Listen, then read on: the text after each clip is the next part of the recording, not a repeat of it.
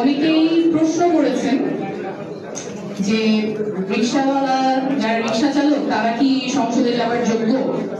আমি একটু পাল্টা প্রশ্ন করি, আমাদের যে সংসদ সেখানে কি একজন রিকশা চালকের সংগ্রাম আশা আকাঙ্ক্ষা সেখানে কি প্রতিফলিত হয়? সংসদ কি জানে একজন রিকশা চালকের সংগ্রাম কেমন, আশা আকাঙ্ক্ষা কেমন? যদি জানতো তাহলে বাংলাদেশের হয়তো এই পরিণতি হতো না।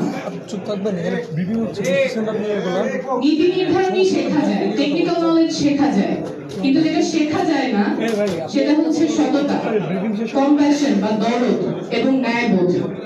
সেটা যদি থাকতো সংসদে তাহলে এই প্রশ্নগুলো আর সামনে আসতো না। আমরা এতদিন ধরে সংসদে এই মূল্যবোধগুলোর অভাব দেখেছি। যেদিন আমাদের জাতীয় নাগরিক পার্টির লঞ্চ হয় 28 ফেব্রুয়ারি মানিকী অ্যাভিনিউতে, ওইদিন আমি একটা কথা বলেছিলাম যে আমরা রাজনীতিতে আসিনি ক্ষমতায় যাওয়ার জন্য, আমরা রাজনীতি করতে এসেছি জনগণের ক্ষমতা জনগণকে ফেরত দেওয়ার জন্য। রাজনীতি এতদিন যেমন কিছু পরিবার কিছু গোষ্ঠীর হাতে আবদ্ধ ছিল, মানুষ মনে করে রাজনীতি তাদের হাতের নাগালের অনেক বাইরের একটা জিনিস, সেই চিত্রটা আমরা ভাঙবো, সেই বাস্তবতা আমরা ভাঙবো।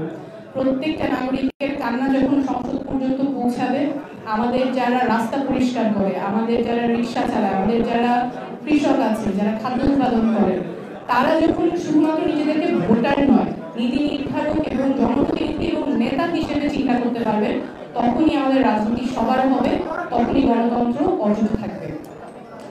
আজকে লাখ লাখ মানুষের স্বপ্নের প্রতিনিধিত্ব হিসেবে সুজন ভাই এগিয়ে এসেছেন এবং আমরা জানি আরো অনেক মানুষ এগিয়ে আসবেন। আমরা যেটা বলেছিলাম রাজনীতি হবে জনগণের ক্ষমতা জনগণের ফেরত দেওয়ার জন্য, সেটা একদিনে হবে না, অনেক লম্বা পথ থাকবে, কিন্তু সেই পথে আজকে একটা খুব গুরুত্বপূর্ণ ধাপ এবং আমি আশা করব এই মুহূর্তটা আমাদের জন্য স্মরণীয় হয়ে থাকবে।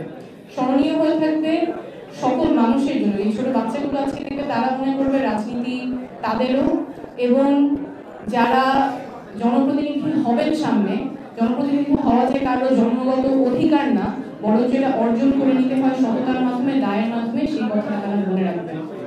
আমাদের এটা যাতে স্মরণীয় হয়ে থাকে আমাদের যারা আগামীতে নেতৃত্ব দিবেন তাদের জন্য, যারা সাধারণ মানুষ দেখছেন তারাও যাতে গণতন্ত্রে নিজেদেরকে অন্তর্ভুক্ত করতে পারে। এবং আজকে এটা সম্ভব হয়েছে শুধুমাত্র গণ অভ্যুত্থানের প্রেক্ষাপটের কারণে।